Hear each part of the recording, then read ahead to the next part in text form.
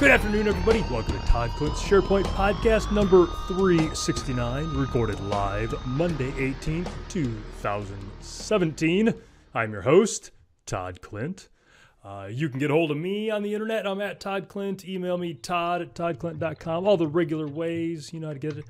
And that festive-looking guy to my left, tell them all about yourselves. Hi, my name is Shane Young, and I want to be the next owner of the Carolina Panthers. I heard they're going up for sale, $2.5 billion. I figure, what the heck? I've been invested in all these altcoins. I got plenty of cash. Let's do this thing. I think you should. And I think when you go into the NFL owners team meetings, you should go in wearing that hat right there. I think that's. So, you like the festive fedora? That is a festive fedora. Yes, I think. It feels very Michael Jackson-esque. I don't know. I kind of want to wear it in my eyes like this, make it show a little better. Have you been practicing your dance moves? And are you a smooth criminal? I have. And then, I'm also wearing the Darth Vader Christmas sweater to kind of commemorate the new movie, right? Yep. New movie came out. Yep. Stay up there. I'll change the camera to you. There you go. Oh, I'm on my tippy toes. It's burning, people. It's burning. Feel the burn, Shane. Well, so if we're going to do that, then I'm going to show mine off too. Now, mine is not nearly as cool, and you all probably have an aunt that already has a sweatshirt just like mine. I mean, I give you credit. It is as ugly can get, right? I mean, it is pretty. It's almost like that red bird, right? That cardinal that they like to have with the little twig with the snowflakes on it. It's almost at that level. What makes this sweatshirt even funnier is the story behind it. So when I was taking martial arts, just as a matter of coincidence, my martial arts instructor lived across the street from me. And he was an old school Korean guy, grew up in Korea during the Korean War. Just all you think of when you think about a cranky, martial arts instructor. And so one year, for some of his favorite students, he got us all these sweatshirts and for our spouses. So he gave both Jill and I matching ugly Christmas sweaters. She won't, not only will she never wear it, she won't even let it sit in her closet. They have to sit in my closet. Yeah. When you tell those stories about your martial arts training, so I realize that you never really watched The Office, all the way through, right? I mean, I've seen every episode at least 10 times. We just put it on Netflix and permanent rewind. But so Dwight K. Schrute, one of the protagonists in the show, he is a martial arts, guy, right? And he's always talking about his purple belt and his different belts and whatever. And so finally they go and show him at his martial art, his dojo, after he became a senpai. He's always making fun of him. Yeah, he's taking with a bunch of 8-year-old kids, right? So I always imagine you in there, hoi-ya, with a bunch of little 8-year-old kids being like, oh, master, the master being like, yeah, you're a senpai now. That means you clean the mats. Go clean the mats. So when I took it, it was at the university. So it was similar, but it wasn't all 8-year-old kids. It was all 18-year-old kids. So it's like that scene in, what's that movie? I forgot. Matthew McConaughey's first movie, Dazed and Confused. Where, he's a creepy guy and he's talking about the high school girls. He's like, the great thing is I get older, they stay the same age. Classic line. That was the case, but the people that I was fighting in martial arts class were all 18. So I kept getting older and older and older. And all the people coming in kept being 18-year-old males. It was a lot less of an advantage then. Anyway, so we've wasted enough time on all that. So for production notes, after Shane, so hopefully Shane will, when he buys the Panthers, he won't forget us little people.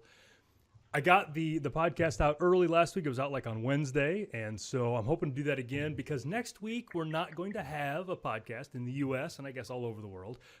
Next Monday is Christmas, so that means just 6 more shopping days to find Shane and I the perfect Christmas gift. So we're not going to have a podcast that Monday, and honestly not going to have one the next Monday either because I'll be out of the country. But we are going to do a second one this week, and that comes into the production notes because I'm hoping to get this one out soon enough so that you will know that there's another one Friday morning. So Friday morning, don't tell me this one, I know this one, December 22nd at 11 o'clock Central, 12 o'clock Eastern that morning, Shane and I are going to do podcast 370, and it will be all about cord cutting. So in the past year, 8 months or whatever, Shane and I both cut the cord, and we're going to tell you all about it. That's all we're going to talk about. Should be a fun one. I'm looking forward to the cord cutting one, probably, right, mostly so we can figure out all the things we've done wrong, right? We'll put that video out there, and people will be like, ha, you you idiots, this is what you really should have done. So it'll be educational for everyone. That is not unlike every other video we've ever put out, though. I mean, that's just par for the course. Yeah, but this is a passionate topic, so I'm guessing there'll be more people out to tell us how terrible we are, but I'm looking forward to it. Yeah, so that will be Friday morning, 12 o'clock Eastern, 11 a.m. Central, and it will be all about cord cutting. Again, I plan to get this out, so hopefully when you listen to this, it will be a day or two before that. If you have specific cord cutting questions or cord cutting things that you've learned, at Todd Clint on Twitter, at Shane's Cows on Twitter, todd@toddclint.com, and I forget which email address you're given. Festive Fedora at boldzebras.com. Festive Fedora at boldzebras.com. And let us know what you think, and we'll try to get those taken care of. Dave Aykroyd in the chat room is asking if 371 starts the new year with a new show name. We have made exactly zero progress on that. So, yeah, I guess I don't know if you're going to be around.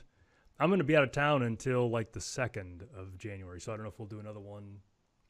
Well, Shane and I'll talk about that. We'll see. Yeah, it's just generally a train wreck, I think, is the way to look at it. Yes, I can't argue with any of that. All right, so on to funner, topic-y stuff. The reason you guys all showed up, it wasn't for our hats or our adorable Christmas attire, which I'm wearing this 24 hours a day for the next week. I'm sleeping in it, all that. It's Back to that fourth dimension being smell. Can't wait. Exactly. All right. So the first thing I want to know, I got a couple of web pages on my site. I don't know if we've talked about them before, where I kind of track the different patches that come up for SharePoint, the mini SharePoints, 2010, 2013, 2016, all your favorite SharePoints, a little something there for everybody. And so I originally started tracking all the bad things they did, but they've kind of slacked off on that. So now I track the good things that they do as well. And one that came through the November 2017, so not the last patch, but the previous one, for SharePoint 2013, so not the last one, but the previous one, made some changes to the TimerJobHistory table in the config database. Now, I know you and I, being administrators and cleaning up broken and sad SharePoint environments, have come across that little devil more than once, and that is a table that keeps track of all the timer jobs. And it's supposed to get cleaned up, but it doesn't get cleaned up in the way that you expect it to. The timer job history doesn't get deleted. It just gets unhooked from the list that gets shown in the web page. And so you can get these tables that are massive and huge. And so they've changed how that works. They're actually able to delete that now. They do it in chunks and all that. And so something to keep in mind if you're still running SharePoint 2013, when you drop the SharePoint 2017 CU on, look at that. And there's I link it. So if you go to toddclint.com/SP2013 builds, find that November 2017 CU, click the page, and I've got a link to the article on Stephen Gostner's blog about it. Yeah, that was one of those weird, when you found out how that was all plumbed together back in the old days, right? I remember the first one, the client with those XML timer jobs all butchered, and they deleted some folders. Like, yeah, we don't need this stuff. I'm like, oh, you did. Yeah, you really did. And I guess we should also mention, since we're talking about patches, that last Tuesday was Patch Tuesday. So new patches for SharePoint 2016, patches for 2013. All seem to be going fairly well. Haven't seen any death or destruction from any of those. So I've got them on my test environments. They seem to be going okay. But as we covered last week, you and I are bad users, so they might break something we don't use. Yeah, well, I was going to mention, right, the reason you haven't seen anything is, I don't know about you, but everyone that I am working with that doesn't work here, aka me and the dog, has been out, right? I mean, I have not been able to get emails back from customers and from vendors or nothing, right? It seems like everybody took off. I thought this would be the week they took off. No one worked last week, so no one's tested the patches yet. Yeah, that's true. So, and if you have any of those, hit me up at Todd Clint. If you go to the pages, so toddclint.com/SP2013 builds, SP2016 builds, SP2010 builds, you can see them there. I've got a Twitter account. If you don't want to follow my feed on Twitter, and I don't blame you one bit, each one of those has an individual dedicated feed, so you can just see when patch stuff comes out. But let me know if you had any good experiences, bad experiences, things like that. Love to add them to my list. Easy enough, yeah. And then I think we're going to work on making those pages even prettier, right, at some point. I've got some plans. Yeah, so I talked a little bit to Shane about that, some better ways to make that consumable. And then what is it? Last week we talked about my PowerShell that will bring down patches. Yeah. There's some ideas there that I've got about pulling patch information down with PowerShell. I know that like Jeff James has some stuff that does that, and I think Trevor's got some stuff, but I think I'm going to try to write some of that. Part of it is for the functionality. Part of it is just for me learning how to do PowerShell and giving Jeff Hicks an opportunity to tell me what a rotten job I'm doing. How did you look at the views on your video? Have they been good, bad, indifferent? They've been decent, not huge, but a few people have wanted the second part, the whole how I made the sausage thing. So nice. I might do that. Well, good. More of your videos for you to make, for me to be like, Todd, these are the 37 things you did wrong in this video. Yes, you are not shy about telling me about that. Thankfully. See, this is a great process, though. Jeff Hicks tears up your PowerShell. I tear up your video. I mean, it's a win-win for me and Jeff. Should at any point my ego happen to, like the ground dog stick its head out, there's always somebody there to whack it. No, it's I mean, if people were watching and people were commenting, then you were successful. So kudos to you for putting out a video. Good job. Yep.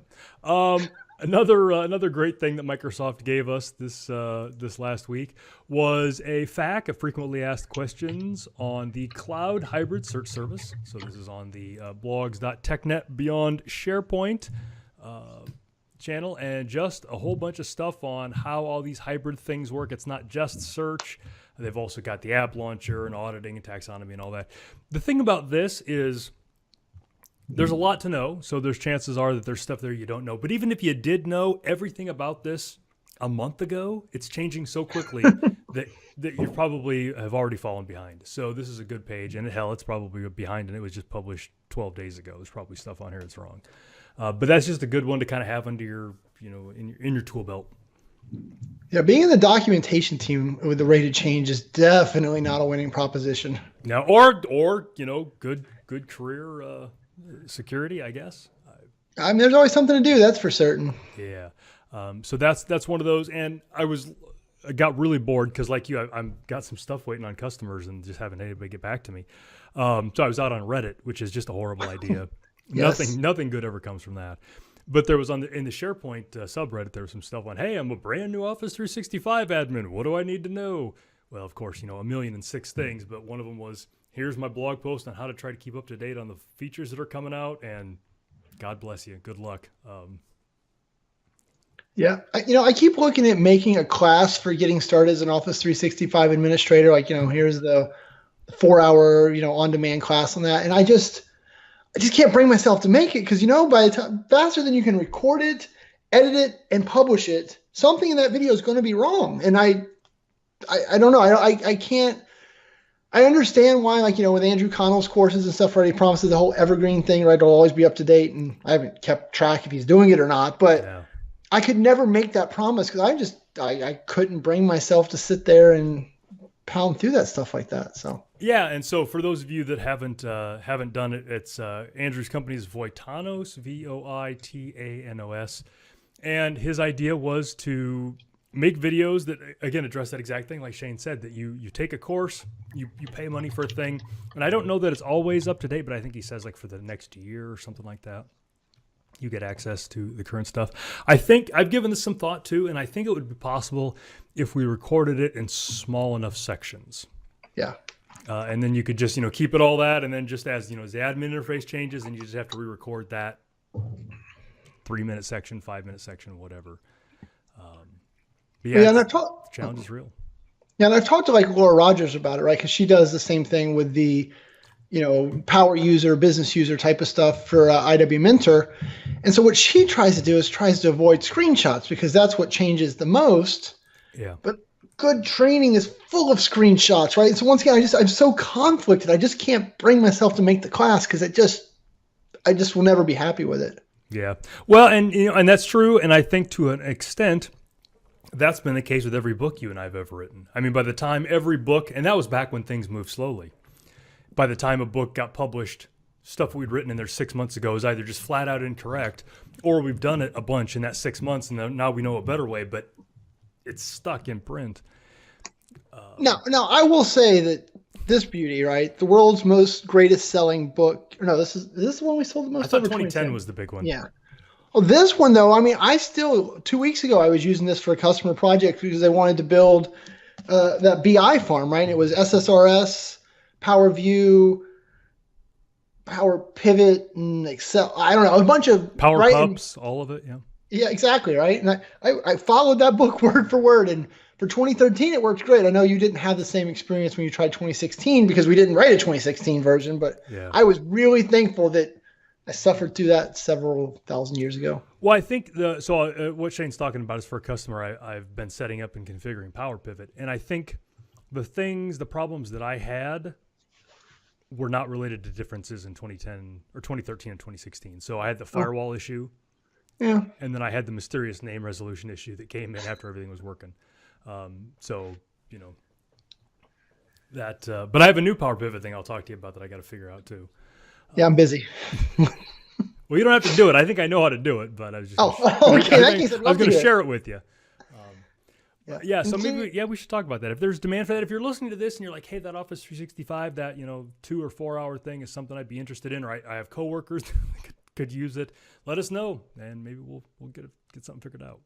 Yeah, and I want to say hi to Brody. Brody just joined us in the chat room for the first time. New person, right? First time caller. Ding ding ding ding ding ding. So what's up, Brody? Thanks for showing up. And Brody has his avatar in the Slack channel is Batman and like a little kid Batman.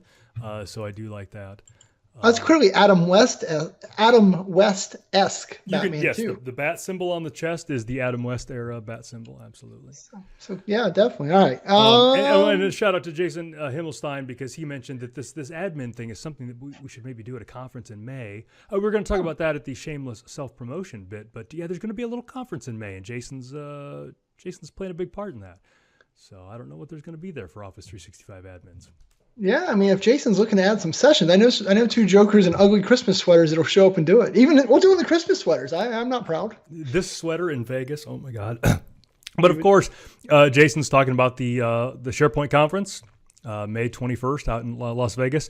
Go to SharePointNA.com. It's the premier SharePoint event next year. There's just nothing else to say. And with that promo, Jason just hung up because that's all I want to hear is those guys promo me. I can't take any more. All right, so you've got something here about killing. Is it your business? Is business good? Yeah. So the world famous video. I don't know if you know. There's a PowerShell video out on YouTube. It's got a couple 100,000 views by a guy named Shane. I don't know. Have you heard about that video before? No. So someone left a video comment over the weekend and said, "Hey, you get process Microsoft Edge, and then you make the funny joke about killing it." And you do, so you get process, and you do .kill, and then open paren, close paren. But I don't understand. No one's ever explained to me what the heck open paren and close paren is. And I was like, that's valid. I didn't explain it because, I guess we've just been developer tangent for so long. We're just used to, when they call a method, and if the method doesn't have anything to go with it, you just open empty. And close the parens. Yeah. But he called me out on it. So I ended up writing this guy like a small book trying to articulate that exact concept that, with methods in PowerShell, right, they are just .NET methods, and most of them have parameters that can be passed, like, number of seconds to wait, or the text to replace in a string or something like that. And the ones that don't need anything, they just have open and close parens, right? Update's another one. It's a perfect example of that. And it sounded like it really helped him just to have someone explain it. So I just wanted to throw that out here on the show. Is just that simple idea that we're not hiding it from you on purpose. There's just nothing exciting to do. So that's when I go curved brackets. Yep. Yeah, and that's Shane and I, neither of us being developers. That's one of the things that we've struggled with because we tend to stick with the simple, easy ones. Yep. And so they don't normally have anything. So it's just, a long time ago, a developer friend of mine's like, methods have parens. Methods have parens. Sky's blue, water's wet. Methods have parens. All right. And so I just had that. But like you said, that's where parameters go. And the interesting thing and confusing thing for new folks is this idea of overloads. So this idea that you can have a command that has no a method that has no parameters, or one parameter, or a parameter of a different type, or 2 parameters, and it's all valid. And so it gets really confusing. for new folks. But yeah, that's what it is. If you see parens at the end, that means you're telling PowerShell to do something. It's a method. Yeah, and then that SSRS project I was working on where I was using PowerShell to interact with the web services, I had to pass the correct objects in as parameters to get the data to come back, right? It wanted to return like all the subscriptions. I had to like go and create a subscription object and then pass that variable of that subscription object. Oh, it was way above my pay grade. And yet somehow you got to figure it out. Thank God for Google. Yep.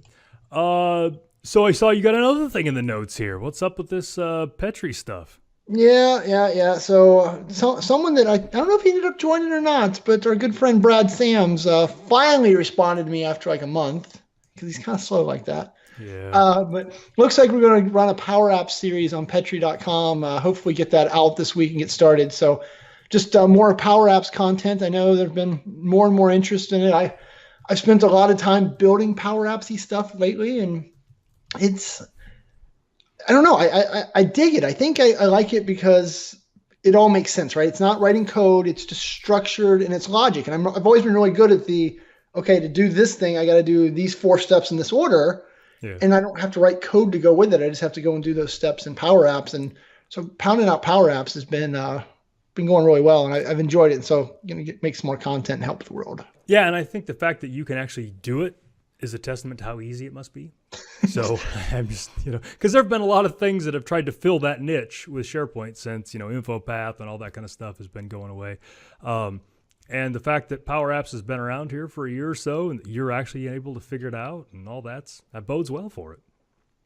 Yep. Yeah, and I think that's a great point, right? Like InfoPath. So that was what I was writing this afternoon before we hopped on here, was trying to help people understand, InfoPath's been great for a long time to do very specific things, but man, if you got to get outside of your box, right? Whether that be into a different SharePoint site collection or interact with another service or, any of that type of stuff, it's almost impossible to do anything with InfoPath. And God forbid you got to do mobile. So Power Apps has kind of just added all the InfoPathy stuff, but brought mobile touch, access to the GPS and the gyroscope and the compass and all that stuff all into one package, and you just roll out apps and make them mobile friendly with just a couple of clicks of the button. It's pretty exciting. Yeah, I think it's going to stick around. There have been a couple of attempts to replace InfoPath that have kind of failed, but I think this one's got some legs. Me too. So we've got just a minute here before we have to do promotion, and you've got to run off. Was chatting on Twitter today with Corey Roth, friend of ours, and he was conflicted. He was announcing his love for OneDrive, but how expensive it was to buy more OneDrive. And so I jumped in to remind him that there's some ways you can get cheap OneDrive. And because they're just not really well known. So for personal, so OneDrive consumer as opposed to OneDrive for business, if you get an Office 365 personal subscription, it's $70 a year. That gets you the Office apps, Word, Excel, all that kind of stuff, and a terabyte of OneDrive for $70. So that breaks down to $6 a month, something like that, five and some change. And if you're like me, and so Corey's married to Jennifer, and they got a bunch of kids and all that, you can get Office 365 Home, which is that thing, but for 5 people. So 5 different people can have Word and Excel. 5 different people get a terabyte of OneDrive, and that's $99 a year. That's just insane.